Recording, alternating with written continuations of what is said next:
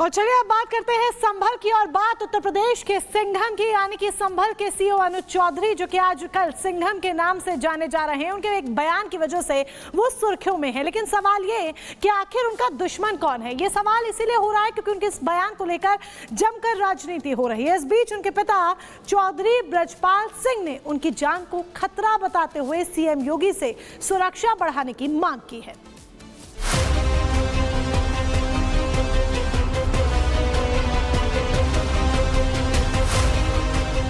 UP में संभल के CO इस बार होली से पहले ही अपने बयान को लेकर देश भर में सुर्खियों में आ चुके हैं। संभल के सीओ अनुज चौधरी ने होली और रमजान का जुमा एक ही दिन पढ़ने को लेकर कह दिया था कि जुमा साल में 52 बार आता है और होली एक बार आती है, और जिसे रंग से परहेज है वो होली के दिन घर से बाहर ना निकले।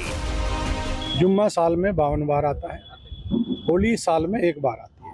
तो मुस्लिम समुदाय के लोगों को यदि किसी को लगता है भाई आपको होली के रंग से आपका धर्म भ्रष्ट हो जाएगा या जो भी है, तो वो उस दिन ना निकले, घर से ना निकले। और यदि निकले तो उसका इतना बड़ा दिल होना चाहिए, वो दिल होना चाहिए कि भाई सब एक जैसे हैं, रंग तो रंग है। संभल के सीओ अनुज चौधरी के बयान का सीएम योगी ने समर्थन कर दिया, लेकिन देश भर में अनुज चौधरी के बयान का कहीं समर्थन हो रहा है तो कहीं विरोध हो रहा है। लेकिन आम आदमी पार्टी के नेता संजय सिंह ने सीओ अनुज चौधरी को लफंडर कह डाला। नॉन सीरियस लफंडर टाइप के सीओ को आप लोग इतना महत्व दे रहे हैं? भाई उत्तर प्रदेश में अकेला वही सीओ है क्या उत्तर प्रदेश में और सीओ नहीं है? लेकिन संभल सीओ के बयान का समर्थन करने और आप सांसद संजय सिंह के बयान को लेकर अनुज चौधरी के पिता ब्रजपाल सिंह ने मोर्चा खोल दिया है। ब्रजपाल सिंह ने अपने बेटे सीओ अनुज चौधरी की जान को खतरा बताते हुए सरकार से सुरक्षा की मांग की है और आप सांसद संजय सिंह के खिलाफ मुकदमा दर्ज कराने की अपील की है।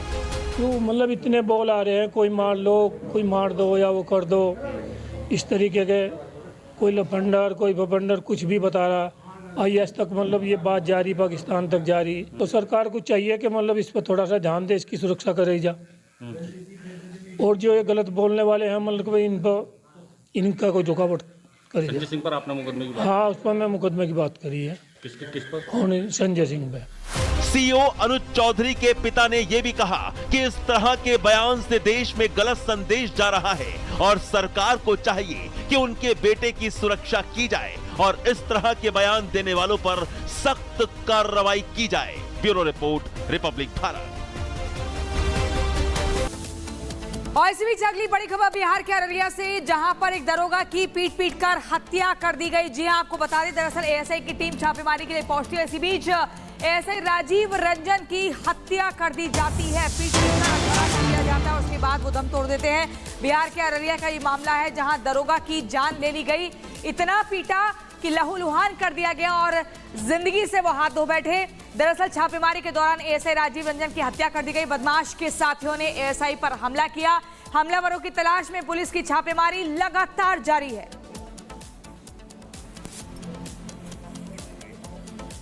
उसको शादी में आने की सूचना थी कि लक्ष्मीपुर गांव में उसके शादी में आने की सूचना पर ही थानाध्यक्ष, एक एएसआई और बाकी के जो पुलिस फोर्स थे उसके द्वारा छापेमारी की गई थी एवं मुझसे गिरफ्तार भी कर लिया गया था। ग्रामीणों के द्वारा झड़प की गई है और उसके बाद मारपीट कर जब ये गिर गए हैं और उस अपराधी को छुड़वा भी लिए हैं लोग। अभी हम लोग 3-4 लोगों को डिटेंशन किए हैं, बाकी छानबीन की जा रही है।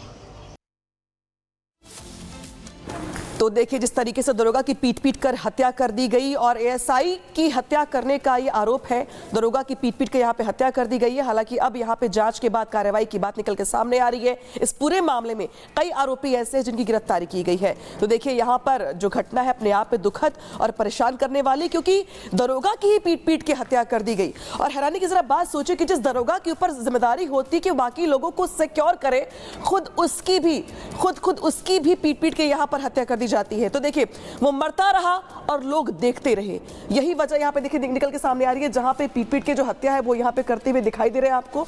और देखिए जिस तरीके से तस्वीर निकल के सामने आ रही है, ये जो गोल घेरे में देख रहे हैं आप, दरअसल ये उस वक्त की है जब उस पर हमला किया गया, मारना शुरू किया गया और तब तक मारा गया जब तक कि यहाँ पे उसकी मौत नहीं हो गई। तो देखिए तस्वीर दिखा रहे हैं आपको दिल्ली के सागर इलाके में, जहां पर दो इलाके में सरेआम जो हत्या है वो कर दी गई और चाकुओं से हमला यहां पर किया गया, कई बार हमला किया गया। हालांकि इस पूरे हादसे में, इस पूरी घटना में एक की मौत हो गई है, जो दूसरा शख्स है वो गंभीर रूप से घायल बताया जा रहा है।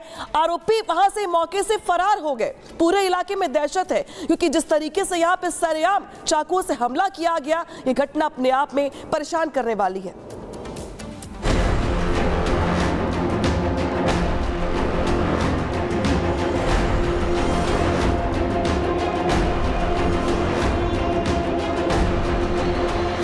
दिल्ली का सागरपुर इलाका, जहां दो गुटों के बीच की झड़प में एक नाबालिग लड़के की मौत हो गई, साथ ही दूसरे नाबालिग की हालत गंभीर बनी हुई है।